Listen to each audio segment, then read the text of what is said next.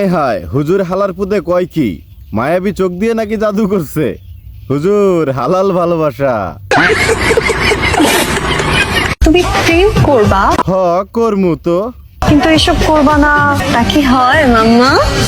না না মায়াবতী, আমি এসব করতে পারবো না, কারণ এখনকার দিনকাল ভালো না। যদি লিঙ্ক ভাইরাল হয়ে যায়। বোন, তুই বোঝার চেষ্টা কর। বইনে কি বোঝার চেষ্টা করতো?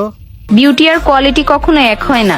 কথাটা একদম ঠিক বলেছেন। তুই বিউটিফুল, কিন্তু কোয়ালিটিফুল না। কিন্তু মামুনি, তুমি তো বিউটিফুলও না, কোয়ালিটিফুলও না।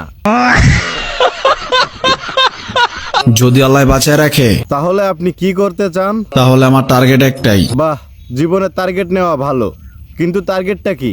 আমি এমন কিছু করবো যেটা আমার গোষ্ঠীর ভিতর আর কেউ করতে পারে নাই। হায় হায় মামুনি, কি এমন করবেন? 30-40 মিনিটের লিঙ্ক বের করবেন নাকি?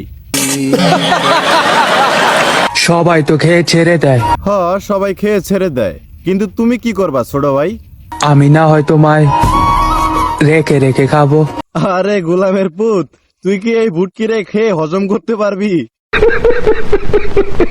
আমি তো শুধু টাইম পাস করার জন্য, আহারে কষ্ট। ভালোবাসার জন্য তো অন্য কেউ ছিল।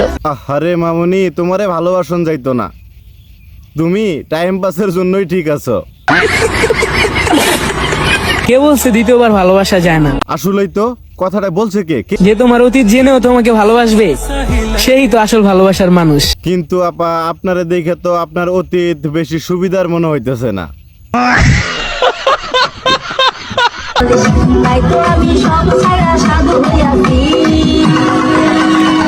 কিরে গোলামের পুতের দল, তোরা সাধু হইছস বুঝলাম, কিন্তু এতগুলো মানুষের মধ্যে একটা যে বিরিয়ানির প্যাকেট, এটা কি তোদের হইব?